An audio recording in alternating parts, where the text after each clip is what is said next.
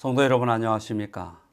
또 오늘부터 시작되는 한 주의 삶 속에 우리 성도님들 항상 영적으로 승리하시는 그러한 하나님의 기쁨의 자녀가 되시기를 바랍니다.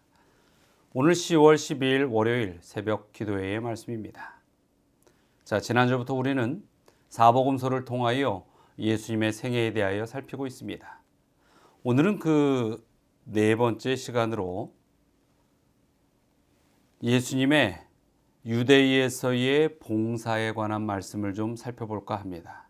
이것은 AD 28년 첫 예수님께서 공생의 기간에 맞이한 첫 유월절에서부터 AD 29년 두 번째 유월절을 맞이할 때까지 1년 기간 동안의 말씀입니다.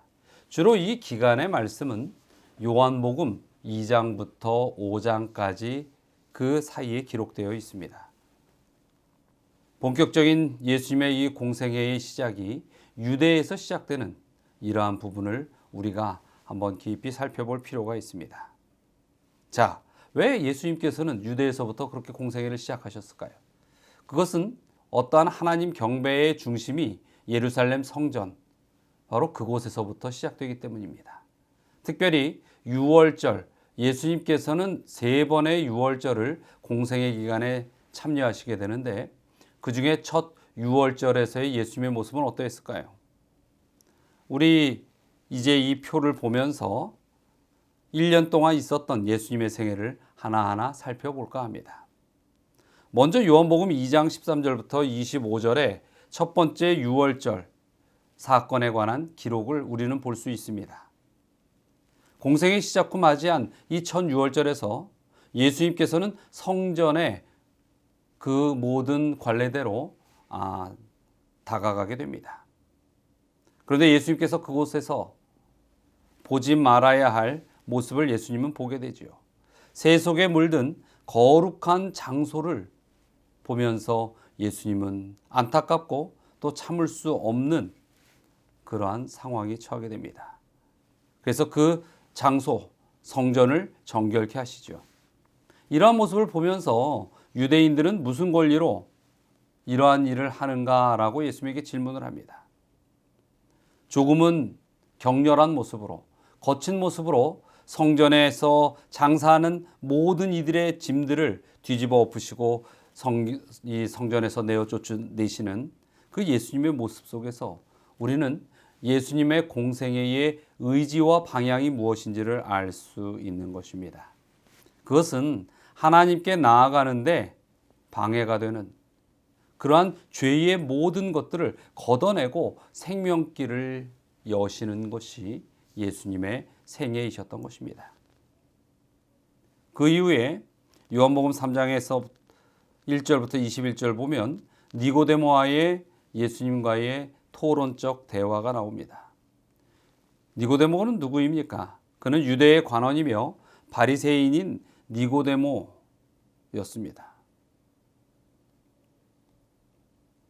예수님께서는 그와의 대화 가운데 한 주제에 대하여 말씀하시는데 그것은 거듭남에 관한 것이었습니다.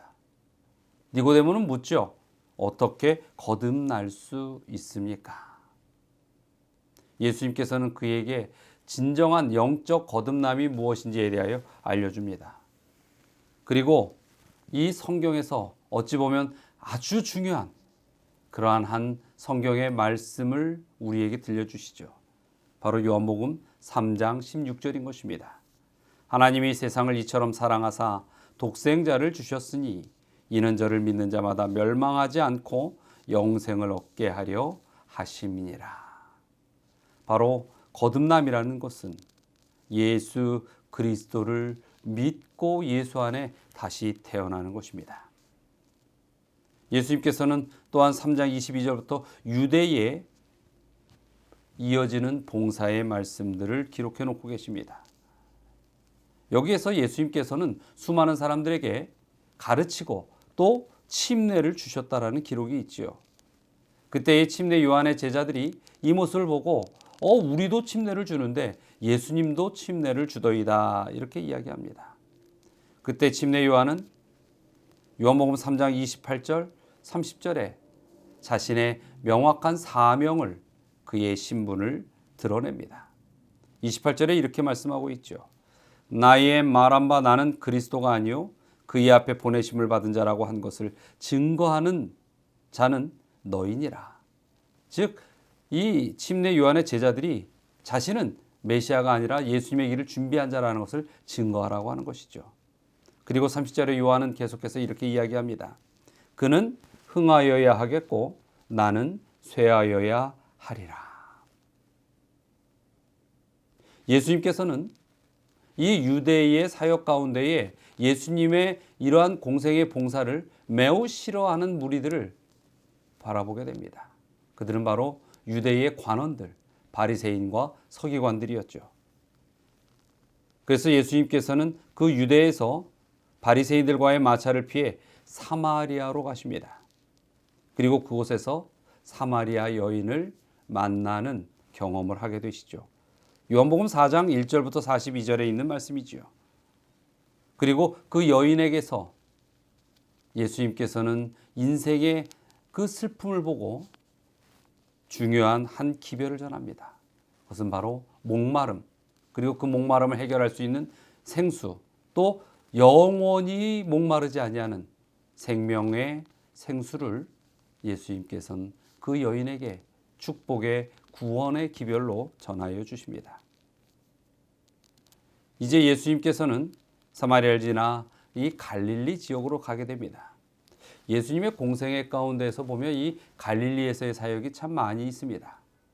그리고 예수님께서는 갈릴리에서 매우 중요한 복음의 기별을 전하는 그러한 일들을 우리가 성경을 통하여 알게 되지요. 요한복음 4장 43절부터 54절에 예수님께서는 이 갈릴리에서 왕의 신하의 아들을 고치는 그 이적을 보입니다. 그리고 성경에서는 시기적으로 그 예수님께서 갈릴리에 이런 사역이 이루어지고 있는 직후에 요한이 투옥되고 결국은 요한이 죽음으로 순교당하게 되는 장면의 기록을 마태복음 14장과 누가복음 3장에 기록해주고 있습니다. 참으로 헤롯과 그의 동생의 아내인 헤로디아의 부적절한 이러한 모습 속에서 결국은 요한이 죽음을 당하게 됩니다. 여러분, 우리 이 요한의 죽음에서 우리가 생각해 봐야 하는 것은 이 죄에 물든 사람들은 자신의 죄를 지적당하는 것을 결코 좋아하지 않는다는 것입니다. 그리고 오히려 의 가운데 있는 자들을 핍박하고 그들에게 대하여 매우 큰 적개심을 드러낸다는 것이죠. 예수님께서는 어느덧 1년의 사역을 마치시고 요한복음 5장 1절부터 15절에 보면은 두 번째로 이 유월절을 맞이하는 장면이 나옵니다. 그 장면의 첫 모습은 베데스다 연못을 지날 때에 그곳에서 고통받고 있는 한 병자의 사건이었습니다. 예수님께서는 그 병자를 고쳐주게 되시죠. 그런데 이러한 것이 소문이 되고 그 일들은 또 유대의 지도자들에게 있어서 예수님을 적개심으로 바라보게 하는 그러한 더 큰 계기를 만들어버리고 맙니다. 그리고 산헤드린이 결국은 예수님을 거절하게 되죠. 요한복음 5장 16절부터 47절을 보면 그러한 이 유대의 지도자들이 예수님을 얼마나 싫어하고 또 핍박하려 했는지에 대한 시작이 나오게 됩니다. 예수님께서는 여기서 이제 유다의 봉사를 마치게 되는데 이때로부터 유대의 지도자들과의 대립이 이제 펼쳐지게 되는 것입니다. 보면은 예수님께서는 가급적이면 유대의 지도자들과 부딪히려 하지 않았습니다. 그러나 우리가 이 첫 유월절에서 보았던 것처럼 예수님께서 그들을 대항하여 싸우려 하는 마음은 없지만 예수님은 항상 의를 드러내셔야 했기 때문에 성전을 정결케 하고 아픈 자들을 고치고 그렇게 예수님다운 삶의 모습을 보이는 것은 당연한 것인데 그러나 그것이 죄에 물들어 있고 인간의 야욕에 사로잡혀 있는 유대의 지도자들에게 있어서는 매우 불편한 일이라는 것이었습니다. 여러분, 우리가 살아가고 있는 이 세상에서 우리가 믿음의 생활을 한다는 것도 이와 비슷한 경험을 하게 됩니다. 참으로 우리는 이 세상의 사람들과 더욱더 좋은 화목만을 이루고 살아가려 하지만, 그러나 우리가 하나님의 뜻에 의하여 살아야 하는 백성이기 때문에 그렇게 살아가고자 하는 의지를 보일 때에 우리는 이 세상과 결코 완전한 연합을 이룰 수 없다는 것입니다. 그러나 우리는 그러한 상황 속에서라도 결코 포기할 수 없는 것, 바로 하나님의 부르심에 대한 응답입니다. 우리는 온전히 믿음으로 서야 하고 또 하나님의 이끄심에 따라서 믿음 안에 승리로 소망의 그 기약을, 언약을 이루는 그러한 구원의 백성이 되어야 할 것입니다. 예수님의 첫 번째 유월절부터 두 번째 유월절까지의 내용을 오늘 간단하게 살펴보았는데, 이렇게 예수님께서 의의를 드러낸 모습이 수많은 옳지 못한 불의한 자들에게는 큰 부담이 되었던 것처럼, 우리가 하나님을 잘 섬길 때 누군가는 우리의 그러한 의의 모습이 불편하게 여겨지고 또 우리를 핍박할 수도 있다는 사실을, 그러나 그런 상황 속에서라도 우리가 믿음으로 더욱 견디고 이겨내야 한다는 것을 꼭 기억하시기 바랍니다. 자, 오늘 함께 기도해야 할 내용이 있습니다. 이 대학 진학을 앞둔 청년들이 몇이 있습니다. 그리고 또 중학교 입시를 앞둔 우리 어린이들도 있습니다. 이 학생들을 위하여 함께 좋은 결과가 날 수 있도록 기도해 주시기 바랍니다. 그리고 또 두 성도님의 가정을 위하여 기도하겠습니다. 하나는 김현희 집사님, 또 김현일 성도님 가정을 위하여 기도하겠습니다. 자, 다 함께 기도하시겠습니다. 사랑과 은혜가 많으신 하나님, 항상 저희의 삶 속에 오직 예수 그리스도를 바라보고 믿음으로 살아갈 수 있는 승리의 자녀의 삶이 될 수 있도록 인도하여 주시옵소서. 또한 오늘 특별히 이제 대학과 중학교 입학을 위하여 입시를 앞두고 주님께 기도하며 이 모든 것들을 준비하는 학생들을 위하여 기도드립니다.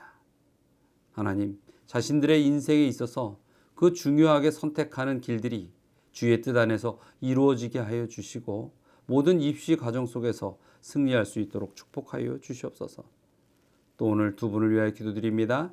우리 김현희 집사님, 지금 비록 먼 지역에 이사를 가서 있지만은 그가 어느 곳에 있든지 주님의 전을 사모하고 또 믿음 안에 굳게 설 수 있도록 축복하여 주시고, 또 우리 김현일 성도님의 가정을 위하여 기도드리오니 그 가정의 모든 구성원들이 항상 주님께 영광 돌릴 만한 축복의 삶을 살게 하여 주시고 또 육신의 강건함을 허락하여 주시옵소서. 오늘 하루도 주님 농원 안에 있는 모든 주님의 자녀들 승리하는 하루가 될 수 있도록 축복하여 주시옵길 바라며 예수 그리스도의 이름으로 기도드리옵나이다. 아멘.